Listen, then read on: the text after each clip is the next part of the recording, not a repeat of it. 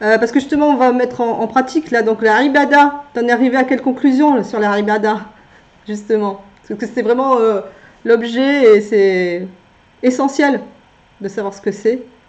Donc, est-ce que tu peux nous expliquer tes conclusions? Ok, alors, on va appliquer la méthodologie hardcore. Non, non, on n'appliquera pas le tartil ce soir. C'est-à-dire que, Ouais. euh, mais on pourrait le faire. On pourrait le faire, le mot ibada. Wa ma khalaqtul jinna wal insa illa liya'budun. Effectivement, tu as raison d'insister sur ce sujet-là, parce que dans le verset, Allah nous dit que le seul dessein, la seule finalité, la seule raison d'être de la conception de l'humain, des djinns et du monde et de l'espèce humaine, c'est la ibada. En réalité, c'est pour qu'il fasse ma ibada. Mhm. Donc, là aussi, pour une raison qui est complètement étonnante, et en réalité, enfin, chose que l'on peut retrouver et dans les traductions, et chose aussi assez étonnante qu'on peut retrouver même dans la compréhension d'un certain nombre on va dire comme ça, de compréhension humaine, c'est un certain nombre de savants musulmans. C'est-à-dire le fait que l'ibada, c'est l'adoration. Et l'adoration, on sait ce que c'est en langue française. Adorer quelque chose, c'est aimer fortement quelque chose.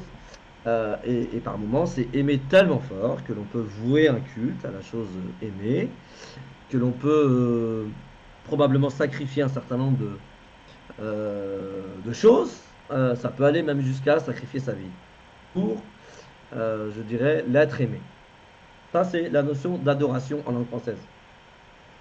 La ibada, si on fait un petit travail étymologique, qui n'est pas très très long, un point de vue étymologique, n'a absolument rien à voir avec la notion d'amour. Et quand je dis ça, je ne veux pas dire qu'ils ne sont pas liés d'un point de vue coranique. Probablement qu'ils sont liés d'un point de vue coranique, effectivement. Mais linguistiquement, étymologiquement, l'ibada ne renvoie pas à la notion d'amour dans le sens de aimer quelque chose fortement, jusqu'à probablement lui faire un culte. Et petite parenthèse, en fait, petite parenthèse, parce que là aussi, il y a quelque chose au-dessus de l'adoration. Non, on a le droit d'adorer qu'Allah. Figurez-vous que moi, j'adore le chocolat. Et quand je dis ça, en fait, je veux signifier par là que c'est quelque chose que j'aime beaucoup. Je ne voue pas un culte au chocolat. C'est pas, il n'y a pas l'obligation de vouer un culte et de sacrifier sa vie pour la chose ou l'être aimé dans la notion d'adoration en langue française. On va pas, nous, les musulmans de France, commencer à venir avec nos grands sabots et changer la langue française. La langue française, elle a une signification indépendamment de nous, ce qu'on pense et de nos croyances. Donc ça, c'est une petite parenthèse très importante. Alors pourquoi je dis ça? Parce qu'en fait, le problème des musulmans, c'est qu'ils apprennent ça aussi à leurs enfants. Non, on n'a pas le droit de dire qu'on adore telle chose. Non, enfin, adorer, ça veut dire aimer fortement quelque chose. Il y en a qui adorent les myrtilles, il y en a qui adorent autre chose. Et il n'y a pas de souci. Ok, parenthèse fermée. Donc ça, c'est la notion d'adoration en langue française. La ibada, en langue arabe, ça ne veut pas du tout dire ça. Ça veut dire être au service d'eux. Ça veut dire être l'instrument d'eux, l'outil de quelque chose, ou la main de l'œuvre de quelque chose. Et en fait, si vous voulez, de tout temps, les humains, en fait, ont eu besoin de personnes qui étaient capables de mettre en œuvre, être la main d'œuvre d'une volonté, d'une idée, d'une vision, d'une philosophie, Une cause. d'une politique, d'une cause.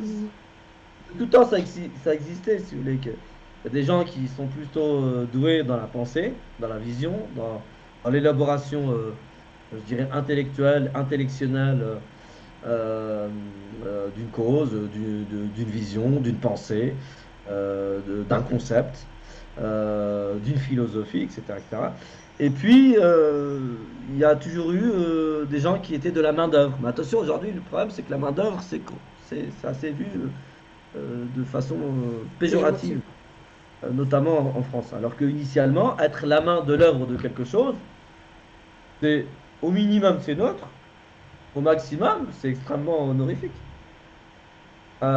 Et la ibada, c'est ça, c'est de faire la main de l'œuvre du divin, c'est-à-dire la main qui va mettre en œuvre le plan divin, la main qui va mettre en œuvre la volonté divine.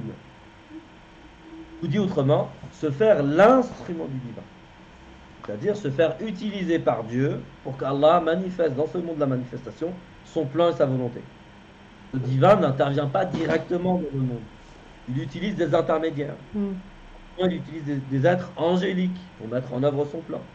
Et par moments, il utilise des êtres qui sont des êtres qui participent de la création, et qui ne sont pas forcément des êtres doués d'intelligence, de raison, d'esprit.